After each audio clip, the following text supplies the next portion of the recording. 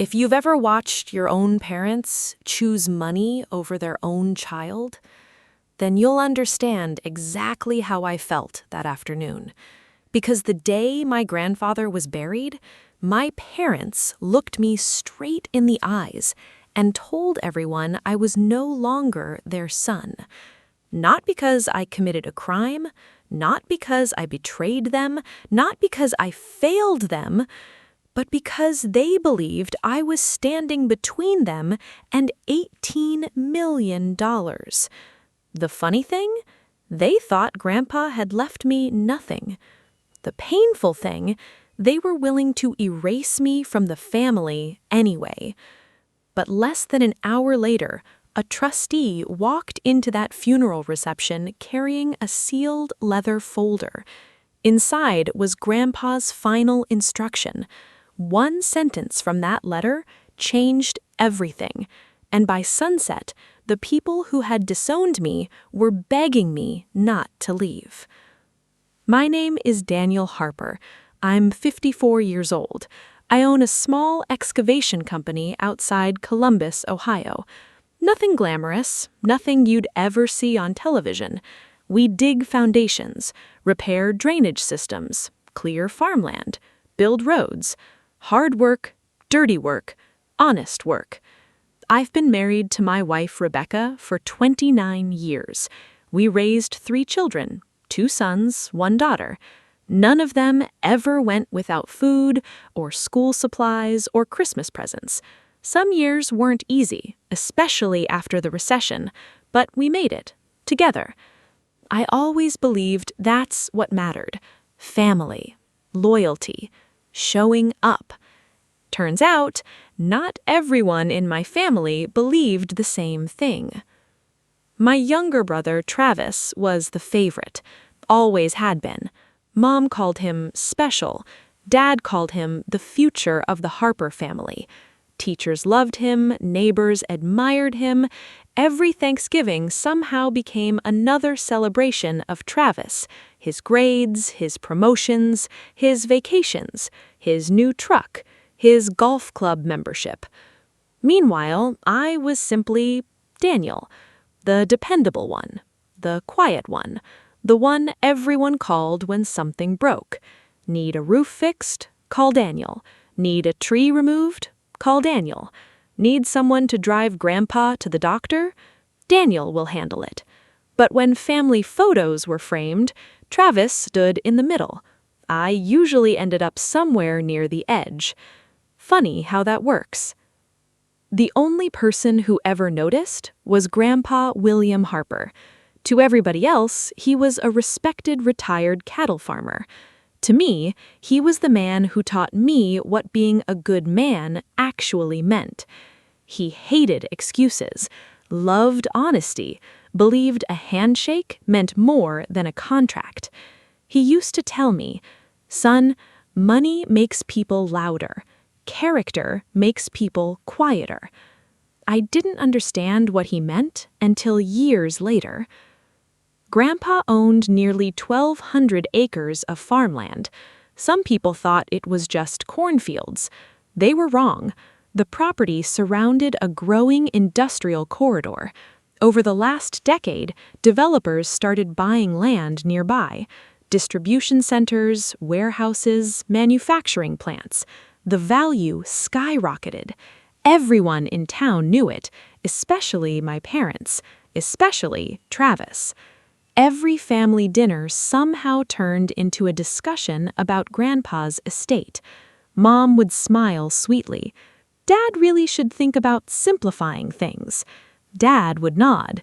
Nobody wants legal complications. Travis usually laughed. I'll make sure everything stays in the family. Every single conversation made Grandpa uncomfortable. He'd quietly change the subject, or ask me about fishing, or football, anything except money. One Saturday afternoon, about 2 years before he passed, I was repairing a fence on the north pasture. Grandpa walked over carrying 2 iced teas. He sat beside me on an old wooden fence post. Didn't say anything for nearly 5 minutes. just watched the cattle. Finally, he spoke. "You know why cows are smarter than people sometimes?" I laughed. "No." "They never fight over grass they already have." I smiled. He didn't.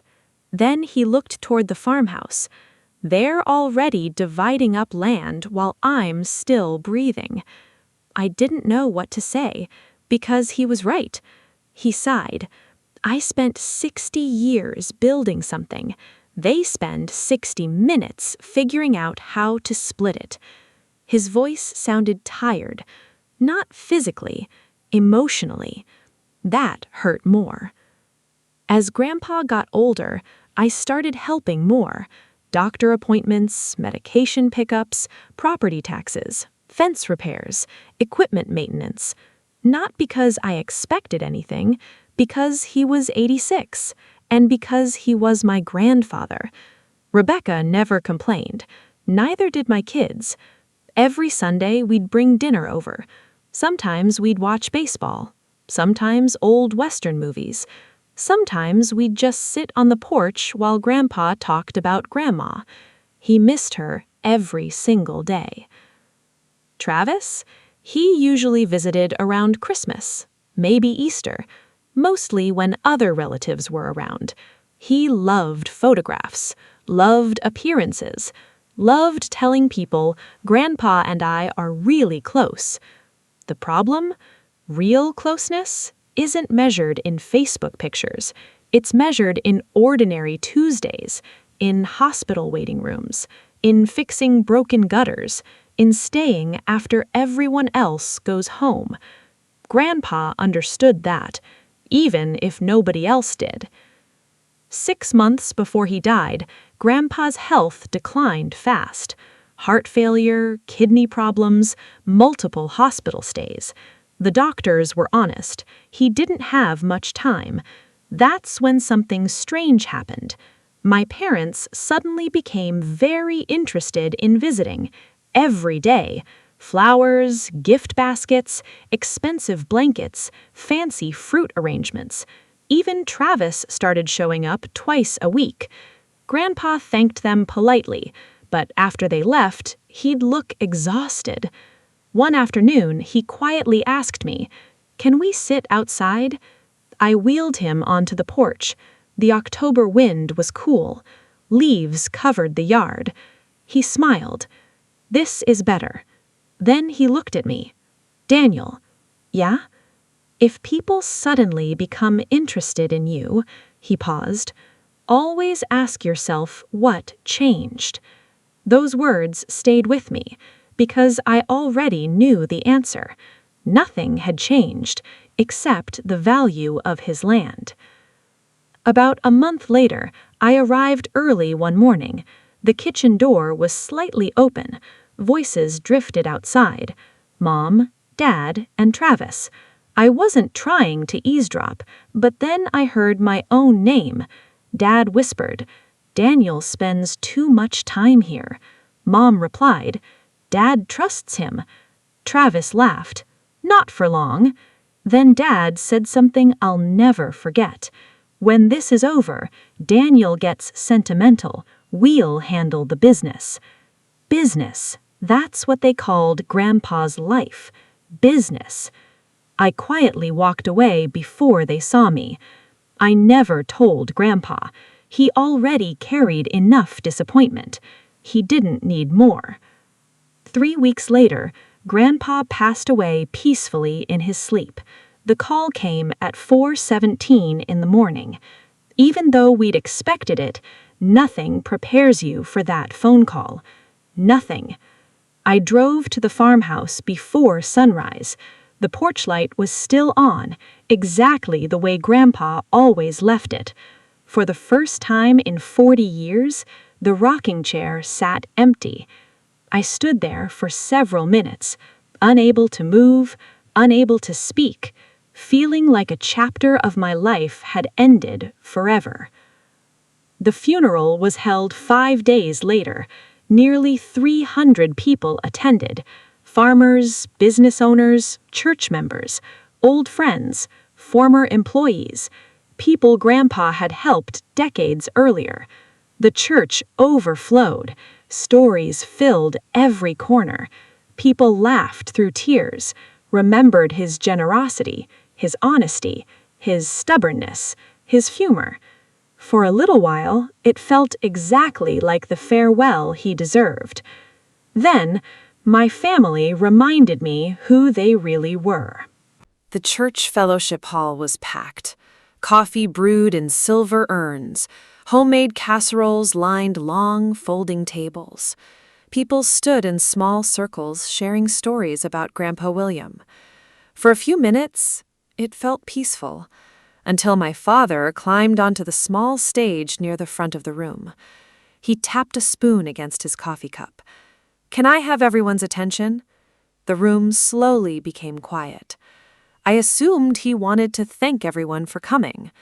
Instead, he looked directly at me. His expression was cold, colder than I'd ever seen. My father loved this family. Several people nodded. Dad continued, and because of that, he paused. "I think it's important that everyone knows something." A strange feeling settled in my stomach. Mom folded her arms. Travis smiled. Not a happy smile, a confident one, like he already knew how this would end. Dad pointed toward me. "Daniel has spent the last 2 years trying to influence Grandpa." The room froze. I blinked. "What?" He ignored me. "He practically lived at the farm." Several relatives exchanged uncomfortable looks. Mom stepped beside him. "We didn't want to say anything, but people deserve to know." Know what? I honestly had no idea what they were talking about. Travis shook his head dramatically. "We all loved Grandpa." He sighed. "But some people saw opportunity." Then he looked directly at me. "You should be ashamed." Every eye in the room turned toward me. My wife, Rebecca, squeezed my hand. Hard. I could feel her shaking. Dad raised his voice. "If my father changed his estate because someone manipulated him, then that's not what he really wanted." Someone in the back asked, "Has the will already been read?" "No," Dad answered, "but we're preparing people." Preparing people? For what? Then my mother said something that cut deeper than anything I'd ever heard. If Daniel cared about this family, he'd refuse any inheritance. I stared at her, unable to believe those words came from my own mother.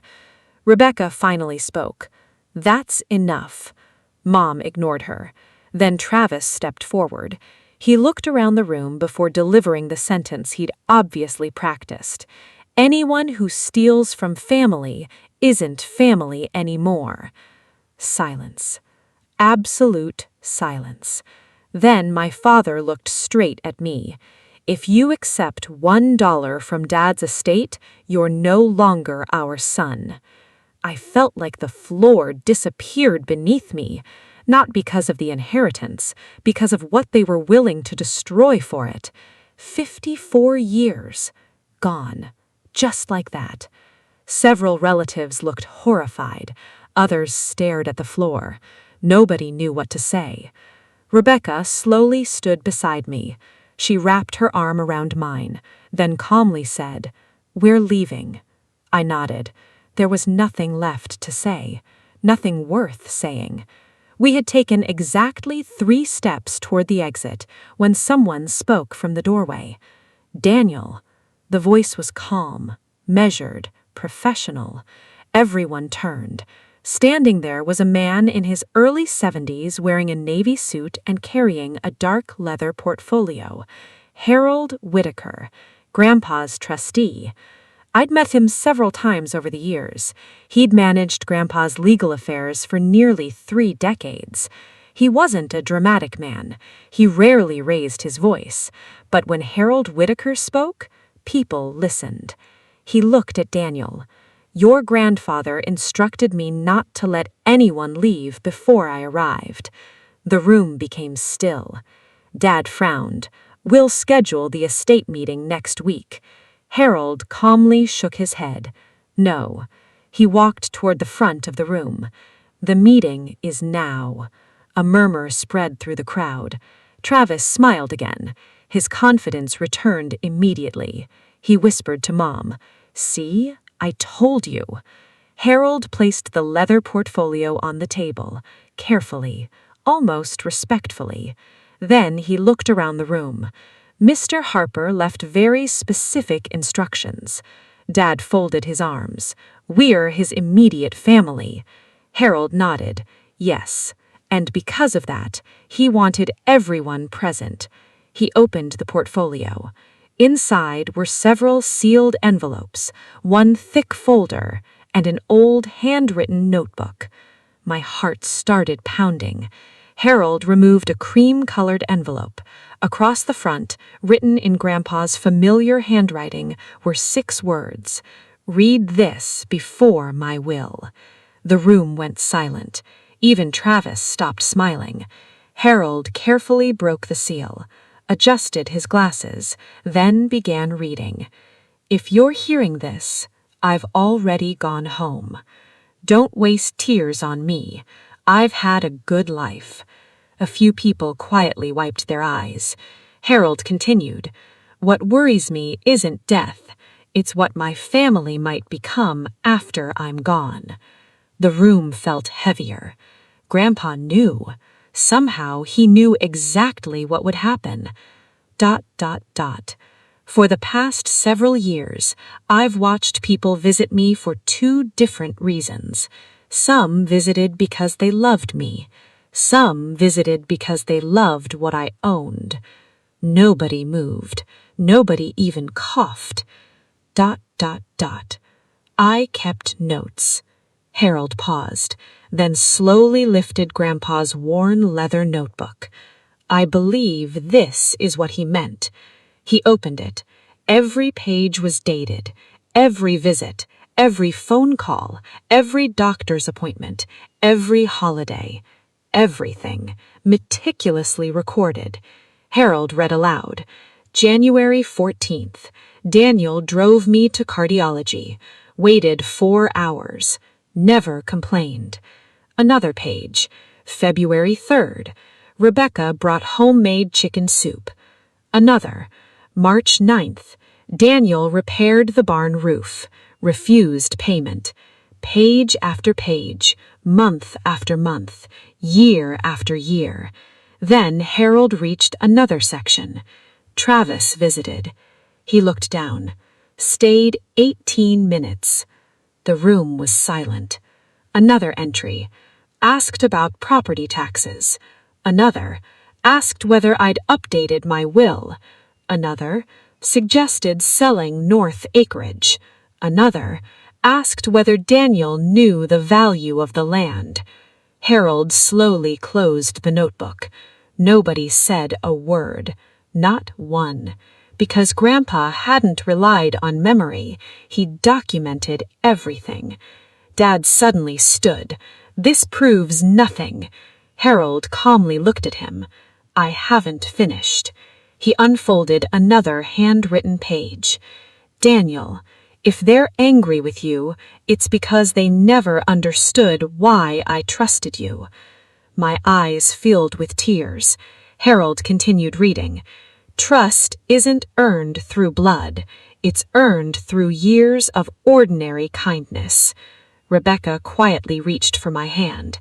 Across the room, my mother started crying. Real tears, not dramatic ones. Guilt. Pure guilt. Then came the sentence nobody expected, especially Travis. "Regarding my estate." Everyone leaned forward. Harold smiled slightly. "Everyone assumed the estate is $18 million. Several heads nodded. Grandpa wrote, "They're wrong." The room froze. Harold turned the page. "By the time you hear this, the estate is worth considerably more." People exchanged confused looks.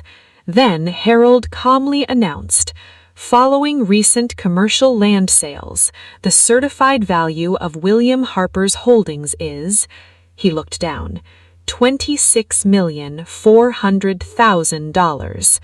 Someone gasped. A coffee cup slipped from a relative's hand and shattered across the floor. Travis went completely pale. Dad grabbed the edge of the table.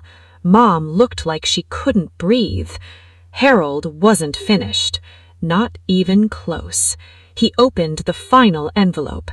This contains Mr. Harper's last private instruction.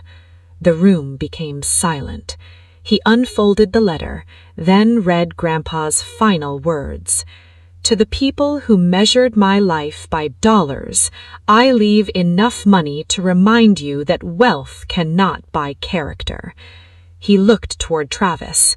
To my son and to my grandson Travis, I leave $500,000 each. Gasps echoed through the hall. 500,000 sounded enormous until everyone realized what it meant. Out of more than 26 million, they had received only a fraction. Harold turned to the last page, then looked directly at me. To Daniel, I leave the Harper farm.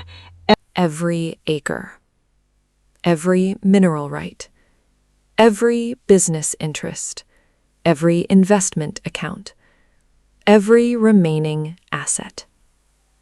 The room stopped breathing. Because long before my death, he proved he loved me when everyone else was counting dollars. Travis shot to his feet. This isn't fair. Harold calmly met his eyes. No, he said quietly. It isn't. Fair would have been visiting your grandfather because he was lonely. Silence. Dad tried to speak. Nothing came out. Mom buried her face in her hands. Harold folded the letter one final time, then read Grandpa's last sentence.